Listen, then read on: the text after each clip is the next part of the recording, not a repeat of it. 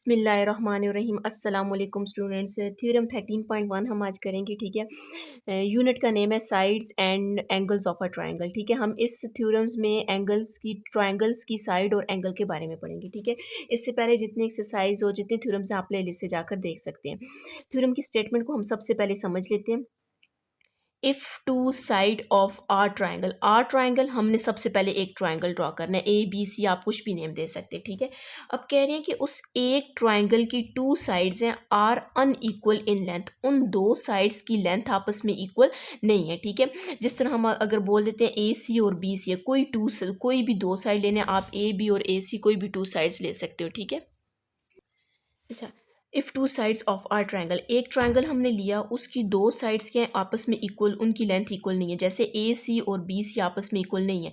अगर इक्वल नहीं है तो ज़ाहिर है एक साइड बड़ी होगी और एक साइड आपके पास ग्रेटर होगी और एक स्मॉलर होगी। ठीक है, अब ये जो कॉम है आपके पास, इसके बाद वाली वैल्यू हमने जो स्टेटमेंट है वो हमने प्रूव करनी है। द लॉन्गेस्ट साइड, ठीक है, अभी मैंने आपको बोला है कि अगर वो दो साइड इक्वल नहीं है तो ज़ाहिर है एक साइड आपके पास क्या होगी, ग्रेटर होगी।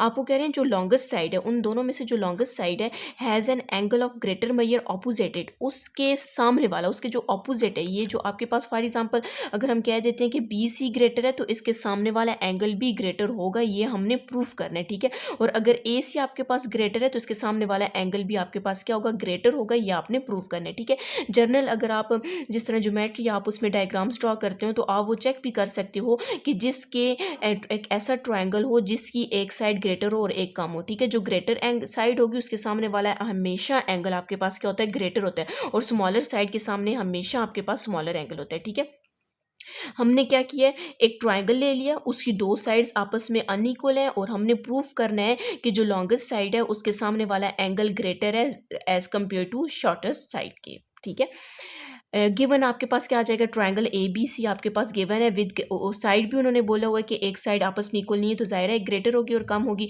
तो हमने बी सी को बोल दिया ग्रेटर देन ए सी के। ठीक है, गिवन में हमने ये बोल दिया बी सी आपके पास क्या ग्रेटर है ए सी के।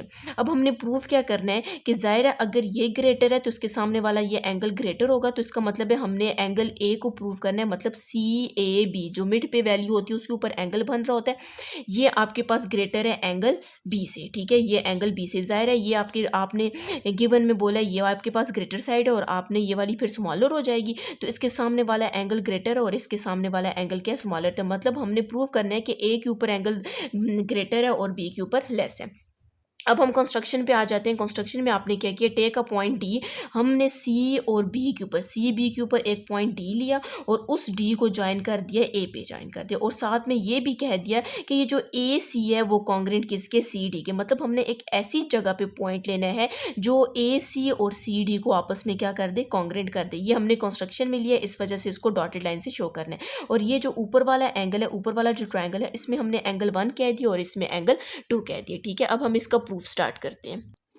तो प्रूफ में हम सबसे पहले क्या लेते हैं, ए डी सी, ये जो ऊपर वाला कंस्ट्रक्शन से एक आपके पास ट्रायंगल बना था, हम सबसे पहले ये लेते हैं in triangle A C D, आप ए डी सी कुछ भी लिख सकते हो। ठीक है, तो आपके पास ये एक ट्रायंगल आ गया, हमने बोलना है कि A C congruent C D, A C measurement of A C congruent measurement of C D.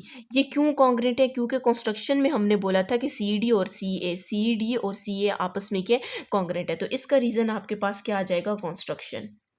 ठीक है, कंस्ट्रक्शन एक ऐसी वैल्यू होती है, एक ऐसा पॉइंट होता है जो हम खुद से ड्रॉ करते हैं, और हम उसको क्यों ड्रॉ करते हैं, क्योंकि थ्योरम को प्रूव करने के लिए। बाज़ थ्योरम ऐसे होते हैं वो कंस्ट्रक्शन ना भी ड्रॉ करो तो आपके पास प्रूव हो जाते हैं, लेकिन बाज़ ऐसे होते हैं जिनमें हमें खुद सपोज करना पड़ता है, कुछ ना कुछ वैल्यू हमें खुद लेनी पड़ती है, तब आपके पास जाकर वो थ्योरम प्रूव होता है। अगर आपके पास ये दो लाइंस, ये दो साइड्स ए सी और सी डी आपके पास कॉन्ग्रेंट है, तो इनका ये जो एंगल्स हैं ये भी आपके पास क्या हो जाएंगे, कॉन्ग्रेंट हो जाएंगे। एंगल 1 कॉन्ग्रेंट आपके पास क्या हो जाएगा, एंगल 2 आपके पास ये दोनों भी कॉन्ग्रेंट हो जाएंगे, क्योंकि ऑपोजिट साइड है, सी डी और ए सी आपस में कॉन्ग्रेंट है, इसके सामने वाला एंगल और इसके सामने वाला एंगल भी आपस में कॉन्ग्रेंट हो जाएंगे। ठीक है, तो यहाँ पर आप देख सकते हैं कि ये वाला ट्राइंगल आपके पास आइसोसेल्स ट्राइंगल बन गया, क्योंकि आप कह सकते हो कि ये वाला A D C isosceles triangle है। क्यों आइसोसेल्स ट्राइंगल है, क्योंकि आइसोसेल्स ट्राइंगल की टू साइड्स आपस में क्या होती हैं, कॉन्ग्रेंट होती हैं। ठीक है, और उनका एंगल भी आपस में कॉन्ग्रेंट आ गया। बट हम कहेंगे angle measurement of angle two greater than measurement of angle B. अब ये आपके पास क्यों ग्रेटर है, आपको कह रहे हैं ये जो टू का एंगल है ये बी के ग्रेटर है, तो इसकी आप रीज़न दे सकते हो एक्सटीरियर एंगल ऑफ ट्राइंगल। कौन सा ट्राइंगल आ रहा है एक्सटीरियर का, A B D, A B D आपके पास आ रहा है, ठीक है।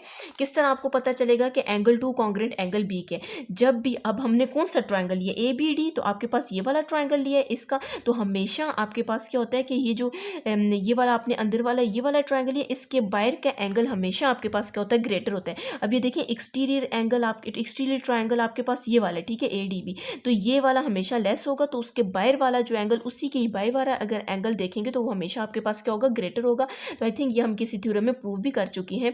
तो आपके पास एंगल टू ग्रेटर हो जाएगा, एंगल बी से ग्रेटर हो जाएगा। अब एंगल टू किसकी इक्वल था, एंगल वन के, तो हम इस एंगल टू की जगह क्या पुट कर देते हैं, angle one greater than measurement of angle B आ जाएगा, ठीक है।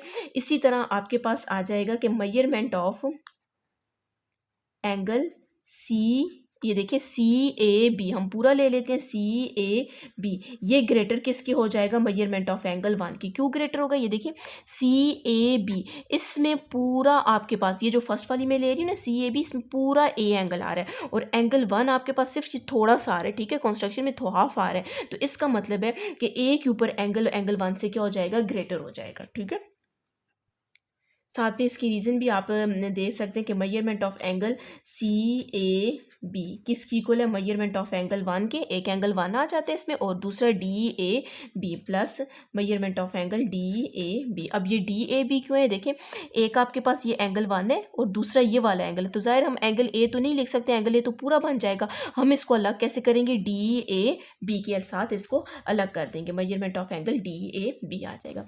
अब आपके पास एक इक्वेशन ये आ जाएगी और एक इक्वेशन आप इसको बोलते हैं, हम इन इक्वेशन को दोनों को साथ में करके लिख देते हैं, ठीक है। Measurement of angle C A B ये किससे ग्रेटर है, मेजरमेंट ऑफ एंगल वन से ग्रेटर है, और एंगल वन किससे ग्रेटर है, मेजरमेंट ऑफ ग्रेटर किससे, ये ग्रेटर का साइन है, ठीक है, ये दोनों ग्रेटर के साइन है, मेजरमेंट ऑफ एंगल बी से ग्रेटर। ये देखिए सी ए बी ग्रेटर है एंगल वन से, और एंगल वन आगे से किससे ग्रेटर है, एंगल बी से ग्रेटर है।